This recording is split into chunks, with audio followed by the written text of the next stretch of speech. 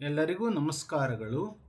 ಈ ವಿಡಿಯೋದಲ್ಲಿ ಸಮಾಜ ವಿಜ್ಞಾನ 8ನೇ ತರಗತಿ 2025-26ನೇ 2ನೇ ಸಂಕಲನಾತ್ಮಕ ಮೌಲ್ಯಾಂಕನದ ಮಾದರಿ ಪ್ರಶ್ನೆ ಪತ್ರಿಕೆ ನೀಲನಕಾಸೆ ಅಂದರೆ ಬ್ಲೂ ಪ್ರಿಂಟ್. ಸಮಾಜ ವಿಜ್ಞಾನ 8ನೇ ತರಗತಿ ಕ್ರಮ ಸಂಖ್ಯೆ ಘಟಕಾನುಸಾರ ಅಂಕ ಹಂಚಿಕೆ. ಇಲ್ಲಿ ಶೇಕಡಾವಾರು ಅಂತ ಇದೆ, ಅಂಕಗಳಿದೆ. ಇಲ್ಲಿ 2 ಇದ್ರೆ ಇಲ್ಲೊಂದು ಆಗ್ತದೆ. ಇದೇ ರೀತಿ ಪಾಠಗಳಿದ್ದಾವೆ, ಗಮನಿಸಿ. ಮೊದಲಿಗೆ ಇತಿಹಾಸದಲ್ಲಿ ಆಧಾರಗಳಿಂದ ಹಿಡಿದು ಪಾರ್ಟ್ 1 ಪಾರ್ಟ್ 2 ಒಟ್ಟು 12 ಪಾಠಗಳಿದ್ದಾವೆ. ಹಾಗೆ ರಾಜ್ಯಶಾಸ್ತ್ರದಲ್ಲಿ 13ರಿಂದ 16ನೇ ಪಾಠ ಇದೆ. ಸಮಾಜಶಾಸ್ತ್ರದಲ್ಲಿ 17, 18, 19, 20 ಇದೆ. ಹಾಗೆ 21ನೇದು ಭೂಗೋಳಶಾಸ್ತ್ರದಲ್ಲಿ 21ನೇ ಪಾಠದಿಂದ ಸ್ಟಾರ್ಟ್ ಆಗ್ತದೆ. ಭೂಮಿ ನಮ್ಮ ಜೀವಂತ ಗ್ರಹ, ಶಿಲಾಗೋಳ, ಈ ರೀತಿ ಇದೆ. ಹಾಗೆ ಇಲ್ಲಿ 26ನೇ ಪಾಠ ಅರ್ಥಶಾಸ್ತ್ರ ಅಂದ್ರೆ ಎಕನಾಮಿಕ್ಸ್, ಅರ್ಥಶಾಸ್ತ್ರ ಅರ್ಥ ಮತ್ತು ಮಹತ್ವ, ಇಲ್ಲಿಂದ ಸ್ಟಾರ್ಟ್ ಆಗಿದ್ದು 26, 27. ಹಾಗೆ 28, 29, 30 ವಾಣಿಜ್ಯ ಶಾಸ್ತ್ರ ಅಂದರೆ ಬಿಸ್ನೆಸ್ ಸ್ಟಡೀಸ್ ಅಂತೀವಲ್ಲ, ಅದು ವ್ಯವಹಾರ, ಅರ್ಥ ಮತ್ತು ಪ್ರಾಮುಖ್ಯತೆ. ಹಾಗೆ ವಿವಿಧ ವ್ಯವಹಾರ ಸಂಘಟನೆಗಳು, ದೊಡ್ಡ ಪ್ರಮಾಣದ ವ್ಯವಹಾರ ಸಂಘಟನೆಗಳು. ಒಟ್ಟು ಇಷ್ಟು ಪಾಠಗಳಿರ್ತವೆ. ಒಟ್ಟು ಶೇಕಡಾವಾರು 100 ನಾವು ಪರಿಭಾವಿಸಿದಾಗ, ಇದನ್ನು ಅರ್ಧ ಮಾಡಿಕೊಂಡಾಗ 50 ಅಂಕಗಳಾಗ್ತವೆ. ಪ್ರಶ್ನೆ ಪತ್ರಿಕೆಯ ಬಗ್ಗೆ ಚರ್ಚೆ ಮಾಡೋಣ. ಪ್ರಶ್ನೆ ಪತ್ರಿಕೆ ಹೀಗಿದೆ ನೋಡಿ. 8ನೇ ತರಗತಿ ದ್ವಿತೀಯ ಸಂಕಲನಾತ್ಮಕ ಮೌಲ್ಯಾಂಕನ ಅಂದರೆ SA2 ಸೆಮಿಟೇಟಿವ್ ಅಸೆಸ್ಮೆಂಟ್, ಮಾರ್ಚ್ 2026. ವಿಷಯ ಸಮಾಜ ವಿಜ್ಞಾನ, ಮಾದರಿ ಪ್ರಶ್ನೆ ಪತ್ರಿಕೆ. ಇದಕ್ಕೆ ಉತ್ತರಗಳನ್ನು ಸಹ ನಾನು ವಿವರಿಸ್ತೇನೆ. ಸಮಯ 2 ಗಂಟೆ ಇರ್ತದೆ. ಗರಿಷ್ಠ ಅಂಕಗಳು 50. ವಿದ್ಯಾರ್ಥಿಗಳಿಗೆ ಸೂಚನೆಗಳಿರ್ತವೆ, ನೀವು ಓದ್ಕೊಳ್ಳಿ. 1 ಪ್ರಶ್ನೆಗಳಿಗೆ ಓದಿ ಅರ್ಥೈಸಿಕೊಂಡು ಉತ್ತರಿಸಿ. 2 ಬರವಣಿಗೆ ಅಂದವಾಗಿ ಶುದ್ಧವಾಗಿರಲಿ. 3 ಪ್ರಶ್ನೆ ಸಂಖ್ಯೆಯನ್ನು ಸ್ಪಷ್ಟವಾಗಿ ಬರೆದು ಉತ್ತರಿಸಿ. ಈ ರೀತಿ ಪ್ರಶ್ನೆ ಪತ್ರಿಕೆಯನ್ನು ಮೊದಲು ನಿಮಗೆ ತೋರಿಸ್ತೀನಿ, ಆಮೇಲೆ ಅದರ ವಿಶ್ಲೇಷಣೆಯನ್ನು ಮಾಡೋಣ. ನೋಡಿದ್ದಲ್ಲ, ಪ್ರಶ್ನೆ ಪತ್ರಿಕೆಯನ್ನು ಗಮನಿಸ್ತಾ ಹೋಗಿ.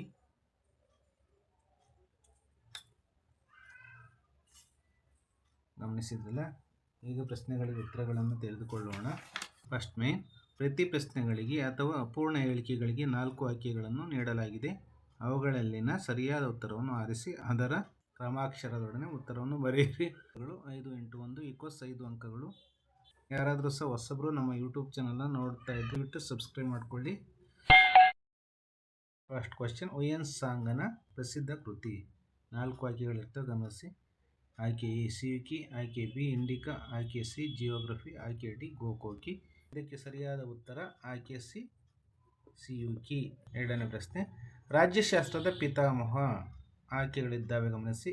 A Herodotus, B Aristotle, C Plato, D Socrates. ಇದಕ್ಕೆ ಸರಿಯಾದ ಉತ್ತರ ಮಕ್ಕಳೇ ಆಯ್ಕೆ ಬಿ ಅರಿಸ್ಟಾಟಲ್. 3ನೇ ಪ್ರಶ್ನೆ ಮಕ್ಕಳ, ಭಾರತದಲ್ಲಿ ಪ್ರಥಮ ಬಾರಿ ಸಮಾಜಶಾಸ್ತ್ರ ಪರಿಚಯಿಸಲ್ಪಟ್ಟ ವಿಶ್ವವಿದ್ಯಾನಿಲಯ. ಆಯ್ಕೆಗಳು 4 ಇದ್ದಾವೆ, ಗಮನಿಸಿ. ಎ ಮುಂಬೈ ವಿಶ್ವವಿದ್ಯಾನಿಲಯ, ಬಿ ಎಂಪಿ ವಿಶ್ವವಿದ್ಯಾಲಯ, ಸಿ ಕರ್ನಾಟಕ ವಿಶ್ವವಿದ್ಯಾಲಯ, ಡಿ ಮೈಸೂರು ವಿಶ್ವವಿದ್ಯಾಲಯ. ಇದಕ್ಕೆ ಸರಿಯಾದ ಉತ್ತರ ಆಯ್ಕೆ ಎ ಮುಂಬೈ ವಿಶ್ವವಿದ್ಯಾಲಯ. 4ನೇ ಪ್ರಶ್ನೆ, ಹಣದ ಪ್ರತಿಫಲಕ್ಕೆ ಮಾಡುವ ದೈಹಿಕ ಮತ್ತು ಬೌದ್ಧಿಕ ಕೆಲಸ. ಆಯ್ಕೆಗಳು ಎ ಸಾಮಾಜಿಕ ಚಟುವಟಿಕೆ, ಬಿ ಸಾಂಸ್ಕೃತಿಕ ಚಟುವಟಿಕೆ, ಸಿ ಆರ್ಥಿಕ ಚಟುವಟಿಕೆ, ಡಿ ರಾಜಕೀಯ ಚಟುವಟಿಕೆ. ಮಕ್ಕಳೇ, ಇದಕ್ಕೆ ಸರಿಯಾದ ಉತ್ತರ ಆಯ್ಕೆ ಸಿ ಆರ್ಥಿಕ ಚಟುವಟಿಕೆ.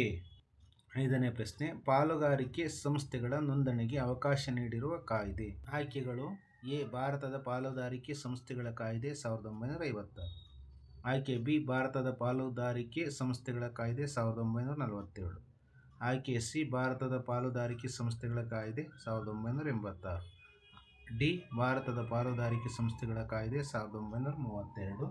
ಇದಕ್ಕೆ ಸರಿಯಾದ ಉತ್ತರ ಆಯ್ಕೆ ಡಿ ಭಾರತದ ಪಾಲುದಾರಿಕೆ ಸಂಸ್ಥೆಗಳ ಕಾಯ್ದೆ 1932. ಸೆಕೆಂಡ್ ಮೇನ್ ಮಕ್ಕಳ, ಈ ಕೆಳಗಿನ ಪ್ರಶ್ನೆಗಳಿಗೆ ಒಂದೊಂದು ವಾಕ್ಯದಲ್ಲಿ ಉತ್ತರಿಸಿ. ಪ್ರಶ್ನೆಗಳು 5 ಇರ್ತವೆ, 1 ಅಂಕ = 5 ಅಂಕಗಳಿರ್ತವೆ. 5 × 1 = 5 ಮಾರ್ಕ್ಸ್. 6ನೇ ಪ್ರಶ್ನೆ, ಗ್ರಾಮ ಸಭೆಯ ಅಧ್ಯಕ್ಷತೆಯನ್ನು ಯಾರು ವಹಿಸಿರುತ್ತಾರೆ? ಉತ್ತರವನ್ನು ನೋಡೋಣ. 6ನೇ ಪ್ರಶ್ನೆಗೆ ಉತ್ತರ, ಗ್ರಾಮ ಸಭೆಯ ಅಧ್ಯಕ್ಷತೆಯನ್ನು ಗ್ರಾಮ ಪಂಚಾಯಿತಿ ಅಧ್ಯಕ್ಷರು ವಹಿಸಿರುತ್ತಾರೆ. 7ನೇ ಪ್ರಶ್ನೆ, ಸಂಸ್ಕೃತಿ ಎಂದರೇನು? ಉತ್ತರವನ್ನು ನೋಡೋಣ. 7ನೇ ಪ್ರಶ್ನೆಗೆ ಉತ್ತರ, ಮಾನವ ಸಮಾಜದ ಸದಸ್ಯನಾಗಿದ್ದುಕೊಂಡು ಕಲಿತುಕೊಳ್ಳುವ ಜ್ಞಾನ, ಕಲೆ, ನೈತಿಕ ನಿಯಮ, ಕಾನೂನು ಮತ್ತು ರೂಢಿ ನೈಪುಣ್ಯತೆಗಳನ್ನೊಳಗೊಂಡ ಸಂಕೀರ್ಣ ವ್ಯವಸ್ಥೆಯೇ ಸಂಸ್ಕೃತಿ.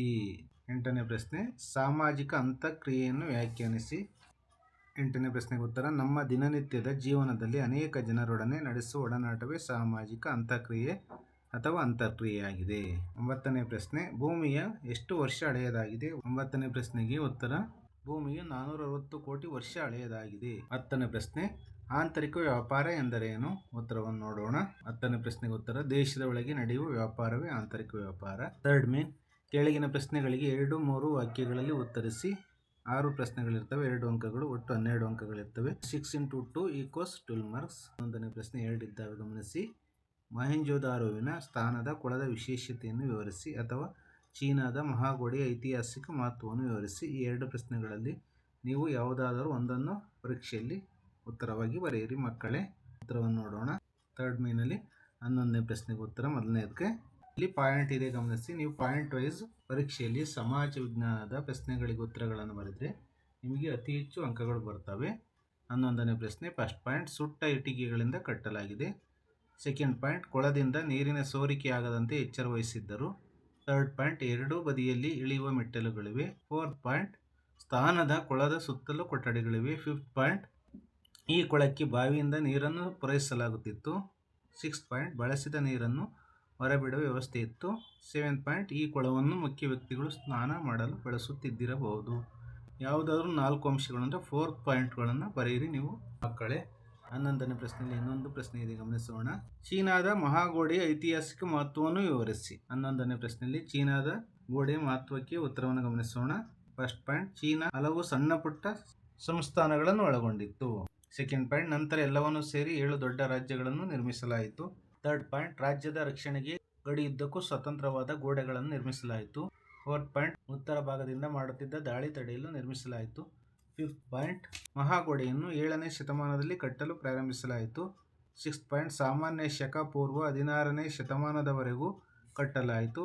ಸೆವೆಂತ್ ಪಾಯಿಂಟ್, ಗೋಡೆಯ ಉದ್ದ 5000 ಕಿಲೋಮೀಟರ್. ಏತ್ ಪಾಯಿಂಟ್, ಜಗತ್ತಿನ ವಿಸ್ಮಯಗಳಲ್ಲಿ ಇದು ಒಂದಾಗಿದೆ. ಯಾವುದಾದರೂ 4 ಅಂಶಗಳನ್ನು ನೀವು ಬರೆಯಿರಿ ಮಕ್ಕಳೇ. 12ನೇ ಪ್ರಶ್ನೆ, ಇಲ್ಲೂ 2 ಇದ್ದಾವೆ, ಗಮನಿಸಿ. ನೀವು ಯಾವುದಾದ್ರೂ ಒಂದು ಪ್ರಶ್ನೆಗೆ ಉತ್ತರಿಸಿ.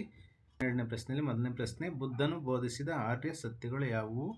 ಉತ್ತರವನ್ನು ಗಮನಿಸೋಣ. 12ನೇ ಪ್ರಶ್ನೆಯಲ್ಲಿ ಮೊದಲನೇ ಪ್ರಶ್ನೆಗೆ ಉತ್ತರ. ಫಸ್ಟ್ ಪಾಯಿಂಟ್, ಲೋಕವೆಲ್ಲ ದುಃಖ ಹಾಗೂ ನೋವಿನಿಂದ ಕೂಡಿದೆ. ಸೆಕೆಂಡ್ ಪಾಯಿಂಟ್, ಆಸೆಯೇ ದುಃಖಕ್ಕೆ ಮೂಲ ಕಾರಣ. ಥರ್ಡ್ ಪಾಯಿಂಟ್, ಅತಿಯಾದ ಆಸೆಯಿಂದ ಬಿಡುಗಡೆ ಪಡೆದಾಗಲೇ ನೆಮ್ಮದಿಯ ಬದುಕು ಸಾಧ್ಯ. ಫೋರ್ತ್ ಪಾಯಿಂಟ್, ಅಷ್ಟಾಂಗ ಮಾರ್ಗದ ಅನುಸರಣೆಯಿಂದ ಆಸೆಯಿಂದ ವಿಮುಕ್ತಿ ಸಾಧ್ಯ. 12ನೇ ಪ್ರಶ್ನೆಯಲ್ಲಿ ಅಥವಾ ಇನ್ನೊಂದು ಪ್ರಶ್ನೆ ಇದೆ ನೋಡಿ, ಗಮನಿಸಿ. ಸನಾತನ ಧರ್ಮದ ವಿಶೇಷತೆಗಳೇನು? 12ನೇ ಪ್ರಶ್ನೆಯಲ್ಲಿ ಇನ್ನೊಂದು ಪ್ರಶ್ನೆಗೆ ಉತ್ತರ. ಸನಾತನ ಧರ್ಮದ ವಿಶೇಷತೆಗಳೆಂದರೆ ಫಸ್ಟ್ ಪಾಯಿಂಟ್, ಎಲ್ಲರೂ ಸುಖಿಗಳಾಗಿರಲಿ. ಸೆಕೆಂಡ್ ಪಾಯಿಂಟ್, ಎಲ್ಲರೂ ರೋಗಗಳ ಚಿಂತನೆಗಳಿಂದ ಮುಕ್ತರಾಗಿರಲಿ. ಥರ್ಡ್ ಪಾಯಿಂಟ್, ಎಲ್ಲರೂ ಶುಭವನ್ನೇ ಕಾಣುವಂತಾಗಲಿ. ಫೋರ್ತ್ ಪಾಯಿಂಟ್, ಯಾರೂ ದುಃಖಿತರಾಗದೇ ಇರಲಿ. ಇಲ್ಲಿ 4 ಅಂಶಗಳಿದ್ದಾವೆ, 4 ಅಂಶಗಳನ್ನು ಬರೆಯಿರಿ. 13ನೇ ಪ್ರಶ್ನೆ, ಪೌರನಾದವನು ಒಂದು ದೇಶದ ಸದಸ್ಯ ಪ್ರಜೆಯಾಗಿ ಹಲವಾರು ಕರ್ತವ್ಯಗಳನ್ನು ನಿರ್ವಹಿಸುತ್ತಾನೆ. ಈ ಹೇಳಿಕೆಯನ್ನು ಸಮರ್ಥಿಸಿ. 13ನೇ ಪ್ರಶ್ನೆಗೆ ಉತ್ತರ, ಪೌರನ ಕರ್ತವ್ಯಗಳು. ಫಸ್ಟ್ ಪಾಯಿಂಟ್, ಸಂವಿಧಾನವನ್ನು ಪಾಲಿಸುವುದು. ಸೆಕೆಂಡ್ ಪಾಯಿಂಟ್, ರಾಷ್ಟ್ರಗೀತೆ ಮತ್ತು ರಾಷ್ಟ್ರಧ್ವಜ ಗೌರವಿಸುವುದು. ಥರ್ಡ್ ಪಾಯಿಂಟ್, ಸ್ವಾತಂತ್ರ್ಯ ಹೋರಾಟಗಾರರ ಆದರ್ಶ ಪಾಲಿಸುವುದು. ಫೋರ್ತ್ ಪಾಯಿಂಟ್, ಭಾರತದ ಸಾರ್ವಭೌಮತೆ ಮತ್ತು ಅಖಂಡತೆ ಎತ್ತಿ ಹಿಡಿಯುವುದು. ಫಿಫ್ತ್ ಪಾಯಿಂಟ್, ದೇಶದ ಸೇವೆಗೆ ಸಿದ್ಧರಿರುವುದು. ಸಿಕ್ಸ್ತ್ ಪಾಯಿಂಟ್, ದೇಶ ರಕ್ಷಿಸುವುದು. ಸೆವೆಂತ್ ಪಾಯಿಂಟ್, ದೇಶದ ಸ್ವತ್ತನ್ನು ಕಾಪಾಡುವುದು. ಏತ್ ಪಾಯಿಂಟ್, ಅಹಿಂಸಾ ನೀತಿಯನ್ನು ಅನುಸರಿಸುವುದು. ಯಾವುದಾದ್ರೂ 4 ಅಂಶಗಳು ಅಂದರೆ 4 ಪಾಯಿಂಟ್ಸ್ಗಳನ್ನ ನೀವು ಬರೆಯಿರಿ. 14ನೇ ಪ್ರಶ್ನೆ, ಕೃಷಿ ಸಮಾಜದ ಲಕ್ಷಣಗಳನ್ನು ಪಟ್ಟಿ ಮಾಡಿರಿ. 14ನೇ ಪ್ರಶ್ನೆಗೆ ಉತ್ತರ. ಫಸ್ಟ್ ಪಾಯಿಂಟ್, ಬೇಸಾಯವನ್ನು ಅವಲಂಬಿಸಿ ಬದುಕುವ ಸಮಾಜ. ಸೆಕೆಂಡ್ ಪಾಯಿಂಟ್, ಕೃಷಿ ಉತ್ಪನ್ನಗಳೇ ಜೀವನಾಧಾರ. ಥರ್ಡ್ ಪಾಯಿಂಟ್, ಒಂದೇ ಕಡೆ ನೆಲೆಸಿರುತ್ತಾರೆ. ಫೋರ್ತ್ ಪಾಯಿಂಟ್, ಕೃಷಿಯೊಂದಿಗೆ ಇತರ ಕಾರ್ಯಗಳಲ್ಲಿ ತೊಡಗಿಕೊಳ್ಳುವುದು. ಫಿಫ್ತ್ ಪಾಯಿಂಟ್, ವಿವಿಧ ರೀತಿಯ ಕೌಶಲ್ಯ ಹೊಂದಿರುತ್ತಾರೆ. ಯಾವುದಾದ್ರೂ 4 ಅಂಶಗಳನ್ನು ಬರೆಯಿರಿ. 15ನೇ ಪ್ರಶ್ನೆ, ಒಂದು ಸ್ಥಳದ ಸನ್ನಿವೇಶ, ದಿಕ್ಕು ಮತ್ತು ಅಂತರವನ್ನು ಹೇಗೆ ನಿರ್ಧರಿಸಲಾಗುತ್ತದೆ? 15ನೇ ಪ್ರಶ್ನೆಗೆ ಉತ್ತರ. ಫಸ್ಟ್ ಪಾಯಿಂಟ್, ಭೂಮಿಯು ಗೋಳಾಕಾರವಾಗಿದೆ, ಆದ್ದರಿಂದ ಸ್ಥಳ, ದಿಕ್ಕು ಮತ್ತು ಅಂತರವನ್ನು ಅಳೆಯುವುದು ಕಠಿಣ. ಸೆಕೆಂಡ್ ಪಾಯಿಂಟ್, ಆದ್ದರಿಂದ ನಿರ್ದಿಷ್ಟ ಸ್ಥಳ, ದಿಕ್ಕು, ಸನ್ನಿವೇಶ ಮತ್ತು ಅಂತರಗಳನ್ನು ಅಳೆಯಲು ಕಾಲ್ಪನಿಕ ರೇಖೆಗಳನ್ನು ಎಳೆಯಲಾಗಿದೆ. ಥರ್ಡ್ ಪಾಯಿಂಟ್, ಪೂರ್ವ ಪಶ್ಚಿಮವಾಗಿ ಅಕ್ಷಾಂಶಗಳನ್ನು ಹಾಗೂ ಉತ್ತರ ದಕ್ಷಿಣವಾಗಿ ರೇಖಾಂಶಗಳನ್ನು ಎಳೆಯಲಾಗಿದೆ. ಫೋರ್ತ್ ಪಾಯಿಂಟ್, ಇವುಗಳು ಭೌಗೋಳಿಕ ನಿರ್ದೇಶಾಂಕಗಳಾಗಿದ್ದು ಇವುಗಳ ಮೂಲಕ ಗುರುತಿಸಲಾಗುತ್ತದೆ. ಇಲ್ಲಿ 4 ಅಂಶಗಳಿದೆ, ಯಾವುದಾದ್ರೂ 4 ಅಂಶಗಳು ಅಂತ ಇದ್ದಾವೆ, ನೀವು ಬರೆಯಿರಿ ಉತ್ತರವನ್ನು. ಇದನ್ನೇ ಉತ್ತರವನ್ನು ಬರೆಯಿರಿ. 16ನೇ ಪ್ರಶ್ನೆ, ಸಹಕಾರಿ ಸಂಘಗಳ ವಿಧಗಳನ್ನು ವಿವರಿಸಿ. 16ನೇ ಪ್ರಶ್ನೆಗೆ ಉತ್ತರ. ಫಸ್ಟ್ ಪಾಯಿಂಟ್, ಸಾಲದ ಸಹಕಾರಿ ಸಂಘಗಳು. ಸೆಕೆಂಡ್ ಪಾಯಿಂಟ್, ಮಾರುಕಟ್ಟೆ ಸಹಕಾರಿ ಸಂಘಗಳು. ಥರ್ಡ್ ಪಾಯಿಂಟ್, ಉತ್ಪಾದಕರ ಸಹಕಾರಿ ಸಂಘಗಳು. ಫೋರ್ತ್ ಪಾಯಿಂಟ್, ಗ್ರಾಹಕರ ಸಹಕಾರಿ ಸಂಘಗಳು. ಫಿಫ್ತ್ ಪಾಯಿಂಟ್, ಬೇಸಾಯಗಾರರ ಸಹಕಾರಿ ಸಂಘಗಳು. ಸಿಕ್ಸ್ತ್ ಪಾಯಿಂಟ್, ಗೃಹ ನಿರ್ಮಾಣ ಸಹಕಾರಿ ಸಂಘಗಳು. 7 ಪಾಯಿಂಟ್ ವಿವಿಧ ರೀತಿಯ ಸಹಕಾರಿ ಸಂಘಗಳು. ಯಾವುದಾದ್ರು 4 ಅಂಶಗಳು ಅಂದರೆ 4 ಪಾಯಿಂಟ್ಗಳನ್ನು ನೀವು ಬರೀರಿ. 4th ಮೇನ್, ಕೆಳಗಿನ ಪ್ರಶ್ನೆಗಳಿಗೆ 3-4 ವಾಕ್ಯಗಳಲ್ಲಿ ಉತ್ತರಿಸಿ. 5 ಪ್ರಶ್ನೆಗಳಿರ್ತವೆ, 3 ಅಂಕಗಳು, ಒಟ್ಟು ಅಂಕಗಳು 15. 5 × 3 = 15 ಮಾರ್ಕ್ಸ್. 17ನೇ ಪ್ರಶ್ನೆ, ಗುಪ್ತರ ಕಾಲವು ಸಾಹಿತ್ಯದ ಸುವರ್ಣಯುಗ, ಸಮರ್ಥಿಸಿ. 4th ಮೇನಲ್ಲಿ 17th ಕ್ವಶನ್ಗೆ ಉತ್ತರ. ಫಸ್ಟ್ ಪಾಯಿಂಟ್, ಗುಪ್ತರು ಹಲವಾರು ಕವಿಗಳಿಗೆ ಆಶ್ರಯದಾತರಾಗಿದ್ದರು. ಸೆಕೆಂಡ್ ಪಾಯಿಂಟ್, ಸಮುದ್ರಗುಪ್ತನು ಸ್ವತಃ ಕವಿಯಾಗಿದ್ದನು. ಥರ್ಡ್ ಪಾಯಿಂಟ್, ಎರಡನೇ ಚಂದ್ರಗುಪ್ತನು ಸಾಹಿತ್ಯಕ್ಕೆ ಪ್ರೋತ್ಸಾಹ ನೀಡಿದನು. 4th ಪಾಯಿಂಟ್, ಕಾಳಿದಾಸ ಕವಿ ಮತ್ತು ನಾಟಕಕಾರನಾಗಿದ್ದು ಅನೇಕ ಕೃತಿಗಳನ್ನು ರಚಿಸಿದ್ದಾನೆ. ಕಾಳಿದಾಸ ಅಭಿಜ್ಞಾನ ಶಾಕುಂತಲ, ಶೂದ್ರಕ ಮೃಚ್ಛಕಟಿಕ, ವಿಶಾಖದತ್ತನ ಮುದ್ರಾ ರಾಕ್ಷಸ, ಧರ್ಮಶಾಸ್ತ್ರಗಳು ಮತ್ತು ಪುರಾಣಗಳು ಸೃಷ್ಟಿಯಾದವು. 6th ಪಾಯಿಂಟ್, ಶ್ರೇಷ್ಠ ವಿಜ್ಞಾನಿಗಳಾದ ವರಾಹ ಮಿಹಿರ, ಭಾಸ್ಕರ, ಆರ್ಯಭಟ, ಚರಕ ಮತ್ತು ಸುಶ್ರುತ ಅನೇಕ ಕೊಡುಗೆಗಳನ್ನು ನೀಡಿದ್ದಾರೆ. 7th ಪಾಯಿಂಟ್, ಚರಕ ಸಂಹಿತೆ ಮತ್ತು ಸುಶ್ರುತ ಸಂಹಿತೆ ರಚಿಸಿದ್ದಾರೆ. ಯಾವುದಾದರೂ 6 ಅಂಶಗಳನ್ನು ನೀವು ಬರೆಯಿರಿ ಮಕ್ಕಳೇ. 18ನೇ ಪ್ರಶ್ನೆ, ಚೋಳರ ಗ್ರಾಮಾಡಳಿತದ ಪ್ರಮುಖ ಲಕ್ಷಣಗಳನ್ನು ವಿವರಿಸಿ. 18th ಕ್ವಶನ್ಗೆ ಉತ್ತರ. ಫಸ್ಟ್ ಪಾಯಿಂಟ್, ಗ್ರಾಮದ ಸ್ವಯಂ ಆಧಿಪತ್ಯದ ಬೆಳವಣಿಗೆ. ಸೆಕೆಂಡ್ ಪಾಯಿಂಟ್, ಗ್ರಾಮ ಸಭೆಗಳು ಪ್ರಥಮ ಸಭೆಗಳಾಗಿದ್ದವು. ಥರ್ಡ್ ಪಾಯಿಂಟ್, ತರ ಕುರ್ರಂ ಒಂದು ಹಳ್ಳಿ. 4th ಪಾಯಿಂಟ್, ಪ್ರತಿ ಕುರ್ರಂಗೂ ಮಹಾಸಭೆ ಎನ್ನುವ ಗ್ರಾಮಸಭೆ ಇದ್ದಿತು. 5th ಪಾಯಿಂಟ್, ಇದನ್ನು ಪೆರುಂ ಗುರಿ ಎಂದು, ಅದರ ಸದಸ್ಯರನ್ನು ಪೆರುಮಕ್ಕಳ್ ಎಂದು ಕರೆಯಲಾಗುತ್ತಿತ್ತು. 6th ಪಾಯಿಂಟ್, ಸದಸ್ಯರನ್ನು ಚುನಾವಣೆ ಮೂಲಕ ಆರಿಸಲಾಗುತ್ತಿತ್ತು. 7th ಪಾಯಿಂಟ್, ಸಂಸ್ಕೃತ ವಿದ್ವಾಂಸರು ಹಾಗೂ ಶ್ರೀಮಂತರು ಚುನಾವಣೆಗೆ ಅರ್ಹರಾಗಿದ್ದರು. ಯಾವುದಾದ್ರೂ 6 ಅಂಶಗಳು, ನೀವು 6 ಅಂಶಗಳನ್ನು ಬರೀಬೇಕಾಗ್ತದೆ ಮಕ್ಕಳೇ. 19ನೇ ಪ್ರಶ್ನೆ, ಹವಾಮಾನ ಮತ್ತು ವಾಯುಗುಣದ ವ್ಯತ್ಯಾಸಗಳನ್ನು ಪಟ್ಟಿ ಮಾಡಿ. 19ನೇ ಪ್ರಶ್ನೆಗೆ ಉತ್ತರವನ್ನು ಗಮನಿಸಿ. ಇಲ್ಲಿ ಪಟ್ಟಿ ಇದೆ, ಗಮನಿಸಿ. ಹವಾಮಾನ, ವಾಯುಗುಣ. ಉತ್ತರವನ್ನು ನೋಡೋಣ. ಹವಾಮಾನ. ಫಸ್ಟ್ ಪಾಯಿಂಟ್, ಹವಾಮಾನ ಒಂದು ಸ್ಥಳದ ಅಲ್ಪಾವಧಿಯ ವಾಯುಮಂಡಲದ ಪರಿಸ್ಥಿತಿಯನ್ನು ಹವಾಮಾನ ಎನ್ನುವರು. ವಾಯುಗುಣ. ಫಸ್ಟ್ ಪಾಯಿಂಟ್, ವಾಯುಗುಣ ಒಂದು ಪ್ರದೇಶದ ದೀರ್ಘಾವಧಿಯ ಹವಾಮಾನದ ಸ್ಥಿತಿಯನ್ನು ವಾಯುಗುಣವೆನ್ನುವರು. ಹವಾಮಾನ. ಸೆಕೆಂಡ್ ಪಾಯಿಂಟ್, ಉದಾಹರಣೆ ಮೋಡಯುಕ್ತ ಪ್ರಖರ ಬಿಸಿಲು, ಶುಭ್ರ ಹವಾಮಾನ. ವಾಯುಗುಣ. ಸೆಕೆಂಡ್ ಪಾಯಿಂಟ್, ಉದಾಹರಣೆ ಸಮಭಾಜಕ ವೃತ್ತದ ವಾಯುಗುಣ, ಮರುಭೂಮಿ ವಾಯುಗುಣ. ಹವಾಮಾನ. ಥರ್ಡ್ ಪಾಯಿಂಟ್, ಹವಾಮಾನದ ಬಗ್ಗೆ ವೈಜ್ಞಾನಿಕವಾಗಿ ಅಧ್ಯಯನ ಮಾಡುವ ಶಾಸ್ತ್ರವನ್ನು ಪವನ ವಿಜ್ಞಾನ ಶಾಸ್ತ್ರ ಎನ್ನುವರು. ವಾಯುಗುಣ. ಥರ್ಡ್ ಪಾಯಿಂಟ್, ವಾಯುಗುಣದ ಬಗ್ಗೆ ವೈಜ್ಞಾನಿಕವಾಗಿ ಅಧ್ಯಯನ ಮಾಡುವ ಶಾಸ್ತ್ರವನ್ನು ವಾಯುಗುಣಶಾಸ್ತ್ರ ಎನ್ನುವರು. 20ನೇ ಪ್ರಶ್ನೆ, ಜಲಮಾಲಿನ್ಯದ ದುಷ್ಪರಿಣಾಮಗಳನ್ನು ಪಟ್ಟಿ ಮಾಡಿ. 20ನೇ ಪ್ರಶ್ನೆಗೆ ಉತ್ತರ. ಫಸ್ಟ್ ಪಾಯಿಂಟ್, ನೀರು ಕಲುಷಿತವಾಗುತ್ತದೆ. ಸೆಕೆಂಡ್ ಪಾಯಿಂಟ್, ಕಾಲರ, ಕ್ಷಯ, ಕಾಮಾಲೆಯಂಥ ರೋಗಗಳು ಹರಡುತ್ತವೆ. ಜಲಚರಗಳ ಸಾವಿಗೆ ಕಾರಣವಾಗುತ್ತದೆ. 4th ಪಾಯಿಂಟ್, ವ್ಯವಸಾಯಕ್ಕೆ ಹಾನಿ ಉಂಟು ಮಾಡುತ್ತದೆ. 5th ಪಾಯಿಂಟ್, ಪರಿಸರ ಅಸಮತೋಲನಕ್ಕೆ ಕಾರಣವಾಗುತ್ತದೆ. 6th ಪಾಯಿಂಟ್, ನೀರಿನಲ್ಲಿರುವ ಆಮ್ಲಜನಕದ ಪ್ರಮಾಣ ಕಡಿಮೆ ಆಗುತ್ತದೆ. 21ನೇ ಪ್ರಶ್ನೆ, ಶ್ರಮದ ಮಹತ್ವವನ್ನು ವಿವರಿಸಿ. 21ನೇ ಪ್ರಶ್ನೆಗೆ ಉತ್ತರ. ಒಂದು ದೇಶದ ಪ್ರಗತಿಗೆ ದೈಹಿಕ ಮತ್ತು ಮಾನಸಿಕ ಶ್ರಮಗಳೆರಡೂ ಮಹತ್ವದಾಗಿದೆ. ಫಸ್ಟ್ ಪಾಯಿಂಟ್, ದೈಹಿಕ ಶ್ರಮ ವಹಿಸುವಾಗ ಸಂಖ್ಯೆ ಕಡಿಮೆಯಾದಲ್ಲಿ ಉತ್ಪಾದನಾ ಕಾರ್ಯ ಕುಂಠಿತವಾಗುತ್ತದೆ. ಸೆಕೆಂಡ್ ಪಾಯಿಂಟ್, ಮಾನಸಿಕ ಶ್ರಮಿಕರಿಂದ ದೇಶ ಅಭಿವೃದ್ಧಿ ಹೊಂದುತ್ತದೆ.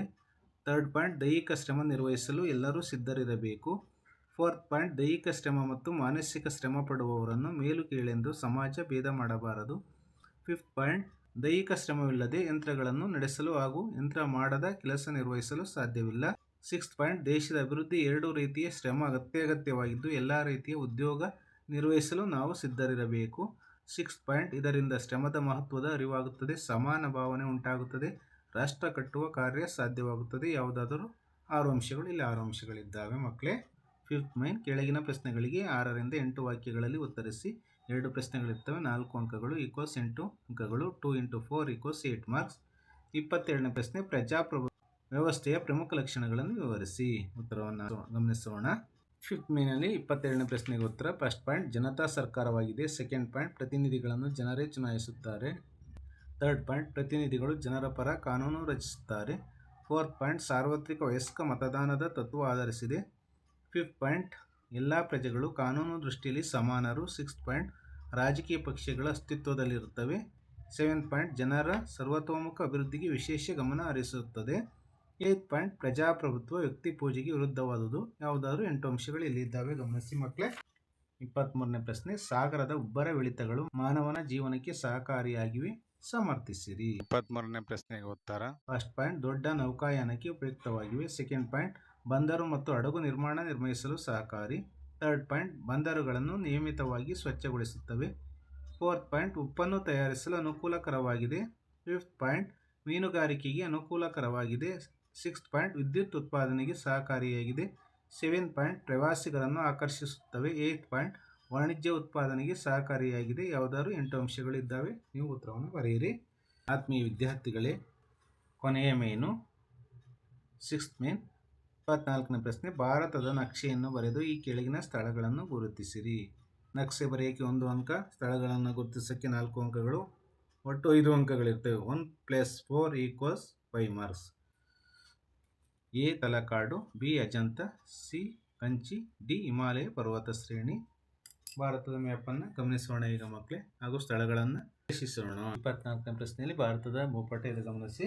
ಮೊದಲಿಗೆ ಎ ತಲಕಾಡು ಈ ಭಾಗ ನೋಡಿ, ಇದು ಗಂಗರ ರಾಜಧಾನಿಯಾಗಿದ್ದು ತಲಕಾಡು. ಇದು ಬಿ ಅಜಂತ ನೋಡಿ, ಇಲ್ಲಿ ಬಿ ಅಜಂತ ಇದೆ. ಅಜಂತ ಗುಹೆಗಳು ವಿಶ್ವಪ್ರಸಿದ್ಧಿಯಾಗಿದ್ದಾವೆ. ಸಿ ಕಂಚಿ, ಕಂಚಿ ನೋಡಿ ಇಲ್ಲಿ ತಮಿಳುನಾಡಲ್ಲಿ ಬರ್ತದೆ, ಪಲ್ಲವರ ರಾಜಧಾನಿಯಾಗಿತ್ತು. ಡಿ ಹಿಮಾಲಯ ಪರ್ವತ ಶ್ರೇಣಿ ನೋಡಿ, ಈ ಭಾಗ ಮಕ್ಕಳೇ ಗಮನಿಸಿ, ಈ ಭಾಗ ಇದೆಯಲ್ಲ ಇಲ್ಲಿ, ಇದೆಲ್ಲವೂ ಸಹ ಹಿಮಾಲಯ ಪರ್ವತ ಶ್ರೇಣಿಯಾಗಿದೆ. ಆತ್ಮೀಯ ವಿದ್ಯಾರ್ಥಿ ಬಂಧುಗಳೇ, ಇದುವರೆಗೂ 8ನೇ ತರಗತಿ ದ್ವಿತೀಯ ಸಂಕಲನಾತ್ಮಕ ಮೌಲ್ಯಾಂಕನದ SA2 ಮಾರ್ಚ್ 2026 ವಿಷಯ ಸಮಾಜ ವಿಜ್ಞಾನ ಮಾದರಿ ಪ್ರಶ್ನೆ ಪತ್ರಿಕೆಗೆ ಈ ಪ್ರಶ್ನೆಗಳಿಗೆ ಉತ್ತರಗಳನ್ನು ನಾನು ವಿವರಿಸಿದ್ದೇನೆ. ಈ ಪ್ರಶ್ನೆ ಪತ್ರಿಕೆಯ ಉತ್ತರಗಳು ಲೆಸನ್ ಬೇಸ್ಡ್ ಅಸೆಸ್ಮೆಂಟ್ ಅಂದರೆ ಪಾಠಾಧಾರಿತ ಮೌಲ್ಯಾಂಕನದ ಪ್ರಶ್ನೆಗಳಿಗೆ ಉತ್ತರಗಳಾಗಿದ್ದಾವೆ. 2026ನೇ ವರ್ಷದಿಂದ ಎಲ್ಲ ವಿಷಯಗಳಲ್ಲೂ ಸಹ ಪಾಠಗಳಲ್ಲೇ ಅತಿ ಹೆಚ್ಚು ಪ್ರಶ್ನೆಗಳು ಬರ್ತವೆ, ಅಭ್ಯಾಸಗಳಲ್ಲೂ ಸಹ ಪ್ರಶ್ನೆಗಳು ಬರ್ತವೆ. ಗಮನಿಸಿ. ಎಲ್ಲರೂ ಈ ವಿಡಿಯೋವನ್ನು ಲೈಕ್ ಮಾಡಿ, ಕಮೆಂಟ್ ಮಾಡಿ, ಶೇರ್ ಮಾಡಿ, ಹಾಗೂ ನಿಮ್ಮ ಗೆಳೆಯ ಗೆಳತಿಯರೊಂದಿಗೆ ಹಂಚಿಕೊಳ್ಳಿ. ನಮ್ಮ ಯೂಟ್ಯೂಬ್ ಚಾನಲ್ನ ಸಬ್ಸ್ಕ್ರೈಬ್ ಮಾಡಿಕೊಳ್ಳಲು ಮರೆಯಬೇಡಿ. ಎಲ್ಲರಿಗೂ ಸಹ ಧನ್ಯವಾದಗಳು.